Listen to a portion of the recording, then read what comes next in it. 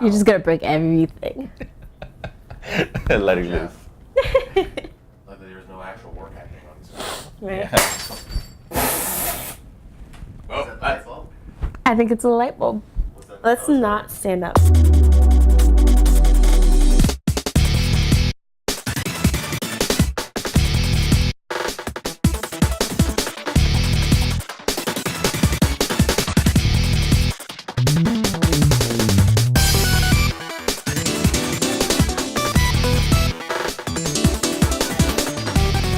My name is David Castillo, alias Iano Neko, and I have been working on the project since the inception of it. I have worked on all the art and have also come up with some of the characters, monsters, and a series of the combat even. My name is John Sung. I'm the chief concept writer for FusionCore Interactive, and we're working on an action-adventure game called Fate's Echo.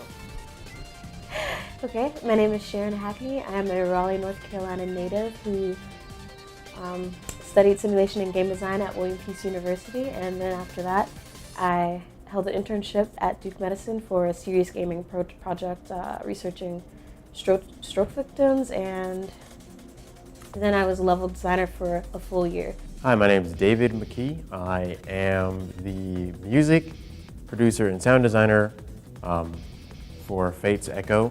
It's a game that we're working on, we being FusionCore Interactive. I am from Cleveland, Ohio. Echo is an action-adventure game that started out as a JRPG. Well, simply, it is a story about a kid in the impossible role of being a security director for the biggest corporation in probably the planet. This 11-year-old signed up and applied, and through a mixed mashup of paperwork that nobody reads, he got hired.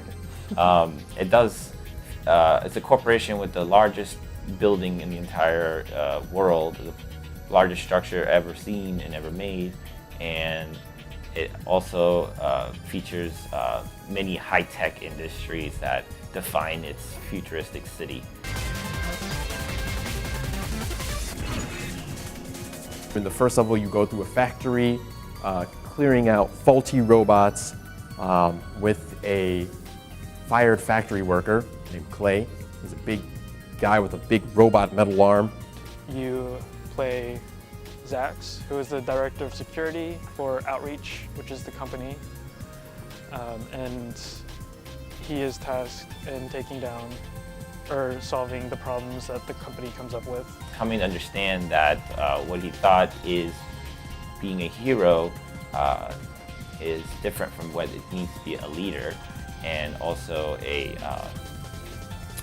what might be not a pretend hero, but a real hero, understanding the real problem and learning to make a difference from it. Not to mention this kid is a VR fighting prodigy, so that did help him get the job a little bit. Yes.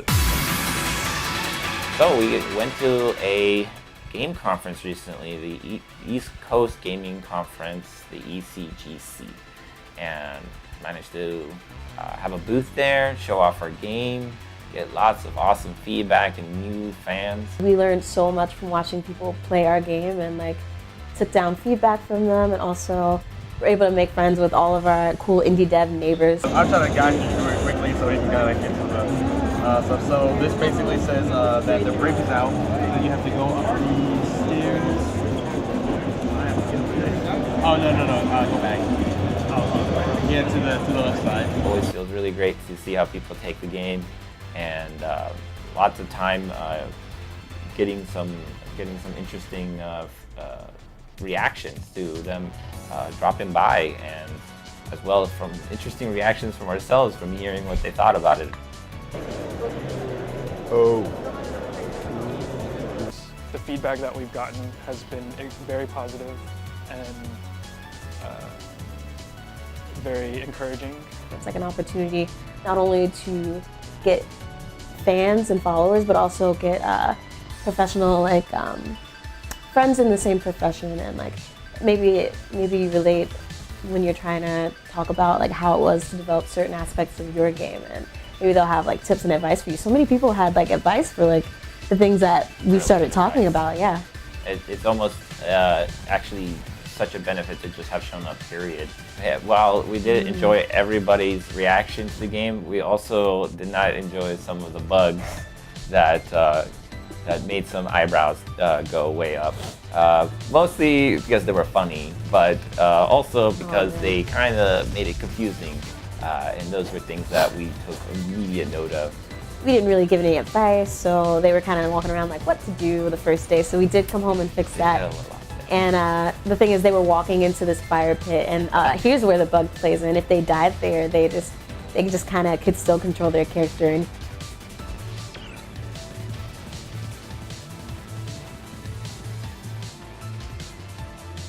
he was like hopping while he was dead face down, and so luckily we warned people about it in the next day's build, and fewer people experienced it, and it didn't even happen to everyone who died there, but it happened a couple more times today. Today's results of Fate's Echo was great. People played our game. Okay. More than yesterday? More than, yeah. Well, yeah, yesterday was about 2 hours long, so definitely a lot more time and a lot more people. This audio is probably going to sound terrible, but whatever, just keep going. Well, FusionCore has been a remote team that I got the chance to work on and understand the complexity of timetables. Everyone on the team of FusionCore is remote. And it can be difficult because we're spread out all across the world. There are a couple of people that kind of live near each other, such as Yanomeko, or David. He's the 2D artist. Our animator is in England. Our level designer is in Hong Kong. Our programmer is in Canada. And our audio engineer is in Cleveland. And I live in Northern Virginia, and our 3D concept artist lives in North Carolina. And so that makes things difficult, but we make it work. So my previous projects, I have worked on a game called Knee Deep before this one, an indie company local to Durham, North Carolina, and I was contracted as a level designer for them for a full year. And what I did there was also content integration in addition to level design. So they would pass me assets like 3D models and audio even, and I would hook it up and kind of get everything running together in the engine, while also implementing like where those sections were stationed. So from working on Knee Deep, I was able to bring a good team mentality from working on a small indie game that was tackling like a nice sized project that and actually being able to really organize our time and actually really communicate with the writer who was like putting in scripts, and also the animator who would be, checking out things. So like file management was something that I learned, and we were like extremely careful about that, for overwriting each other's work. Well, I want to say that this project started remotely for sure, but I did have the chance to meet everybody all at the same time, and we were already planning to work on an RPG together. One of the biggest challenges when working on a game like this, especially a game of this size, is that because everyone is a little bit new to it, there are a lot of different workflows that go on. And unless you're a little bit familiar with all the different ones, things stop working. The camera wasn't falling. I mean, he was like stuck to the wall, but like not moving. Are you pushing the keys I don't know. Stop the game and just start over. Sure, let's do that. All right, errors, they happen. I'll say, okay, well, I'm gonna put on all these different sound playlists because they don't sound good this way. And then something will break, and then the programmer, Andrew, will say, oh, well, you can't do that because it messes up these other things. And then it slows the game down this way. So then we have to go back and rework it in some kind of other way. Joystick was disconnected, reconnected. Master audio could not find sound, factory SFX. If your scene just changed, this could happen. That before was a mobile title. That was something we were really on gear for. Then we found some qualities that we could bring over to the PC and wanted to reinvent the game while we were at it. still sharing a lot of the same concepts of the story, the RPG feeling that the game was coming with, and even some of the characters.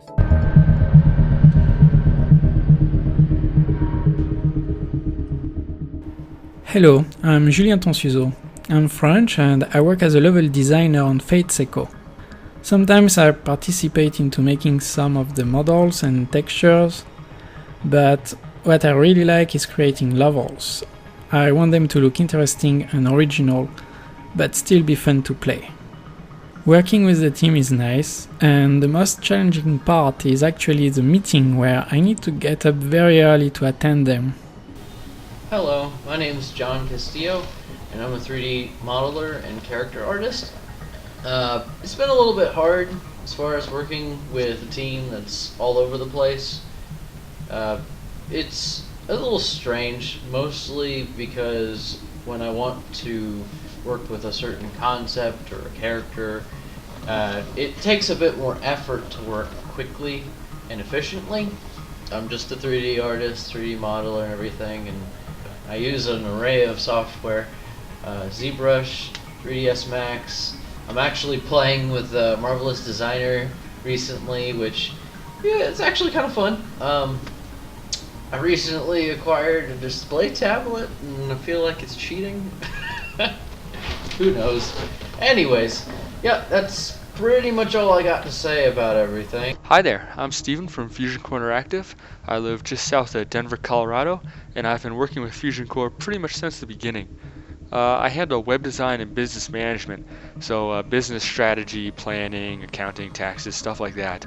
I make sure that the rest of the team is able to focus on developing the actual game without really having to worry about all that back-end business stuff. So, a lot has changed since we started, but we've kind of been learning as we grow. It's difficult working on a remote team, but we've managed to come up with some pretty innovative solutions to the problems we've kind of encountered, and I think we're all pretty proud of all that we've overcome, and how we've been able to work together as a team.